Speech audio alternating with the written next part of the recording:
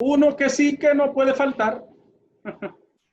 Se pueden ir todos, pero que no falte la voz del poeta y escritor, ensayista y novelista dominicano. ¿Qué es lo que significa la L, Andrés? Me preguntaron hoy. Andrés L, ¿qué es lo que significa la L? Después hablamos de eso. Después hablamos de esa L. Leonino. No, no, no. Nada de eso. Sigue la presentación. A las 3:43 minutos. La L oculta del escritor dominicano. Sin competencia, supongo yo. Solamente uno le puede rebatir, pero está en desgracia en este momento. Muchas gracias. Bueno, cada vez que yo oigo hablar al presidente Danilo Medina, intento irme a vivir de manera permanente al mundo maravilloso que nos describe. He estado tentado a mudarme allí, en ese mundo que él describe de maravillas, de realizaciones sociales, de clase media, de escuelas funcionando con un altísimo nivel, de hospitales que son una envidia en el mundo y que quienes se van a buscar la salud a otros países, lo que son es comparones, de carreteras asfaltadas, de luces, de una verdadera bolsa de empleo que satisface toda la nación, de la clase media creciendo y de los sectores pujantes del aparato productivo. Cada vez que yo oigo las descripciones del presidente Danilo Medina, cuando echa un discurso, particularmente en este caso que nos ha dibujado un mundo maravilloso, les juro por mi madre que he hecho el esfuerzo de irme a vivir a ese mundo maravilloso al que él se refiere en sus discursos. Pero la realidad no me deja llegar hasta las esferas de ese discurso y lo veo como un discursante ridículo, incluso penoso. El esfuerzo de robarnos la realidad requiere generalmente de un talento muy superior al que el presidente Danilo Medina posee.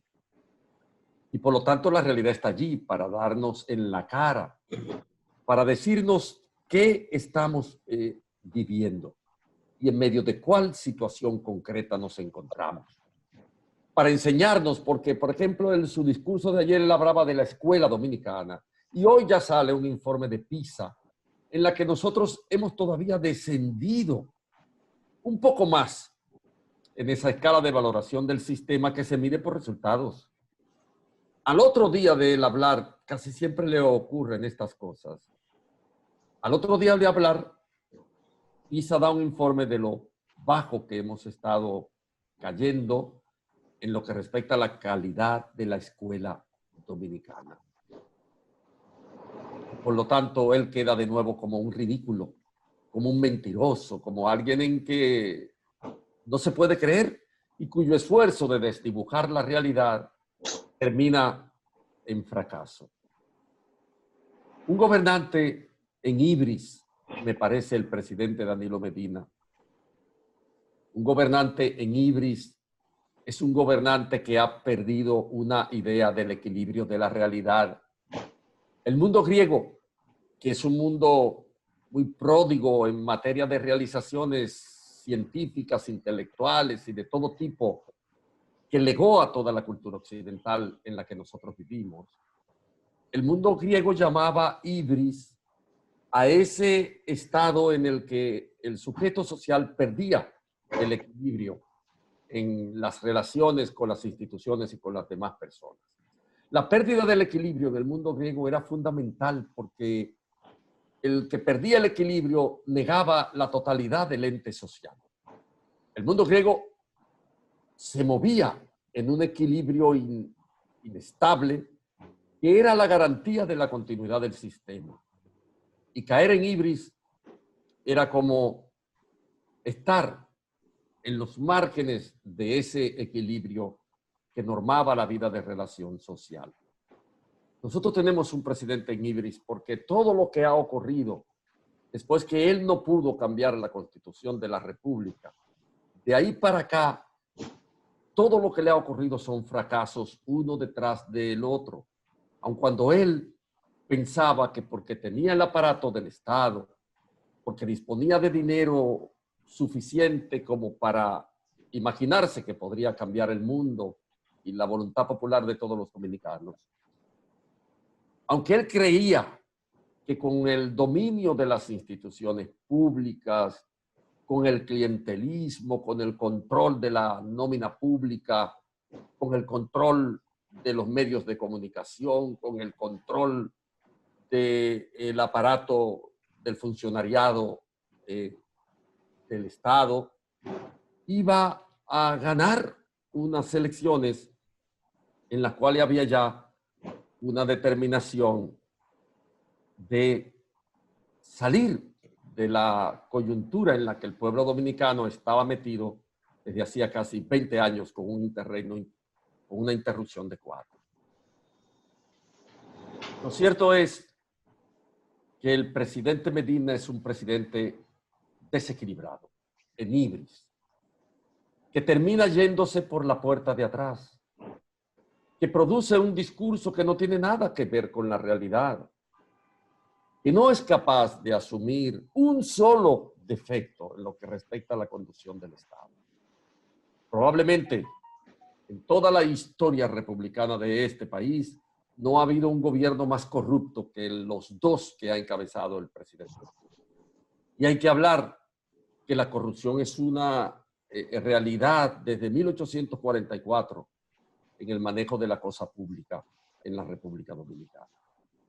Por lo tanto, él podía ser más comedido y hablar un poco de los errores, pedir perdón incluso, dejar la prepotencia de que su régimen es un régimen perfecto en el que las cosas funcionaron a maravillas y dejar de dibujarnos un mundo maravilloso al que todos quisiéramos ver, tocar, incluso irnos a vivir a ese mundo imaginado con el que un presidente en fuga nos quiere robar la realidad. La realidad es otra. La realidad van a tener que enfrentarlas quienes asumen el aparato del poder después del 16 de agosto.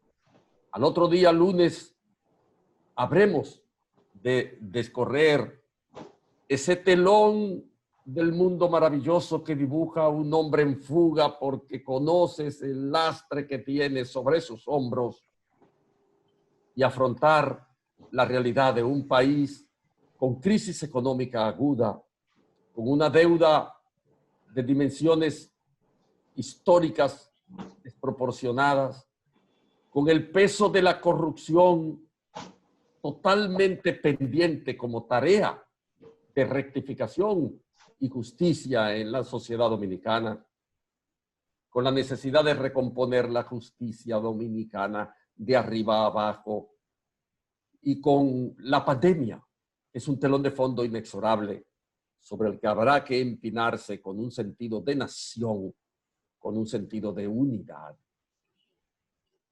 Lo que se abre, por lo tanto, son más interrogantes que alborozo ante un mundo maravilloso, falso, degradado, mentiroso y ruin.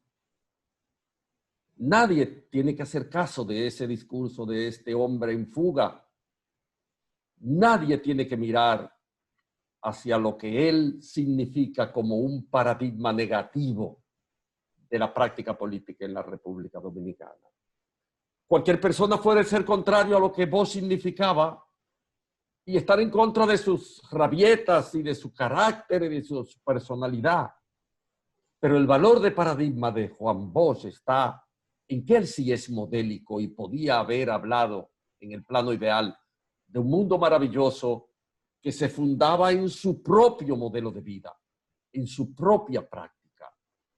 No un presidente en fuga que ha encabezado los dos gobiernos más corruptos de la historia republicana de este país. Argenis.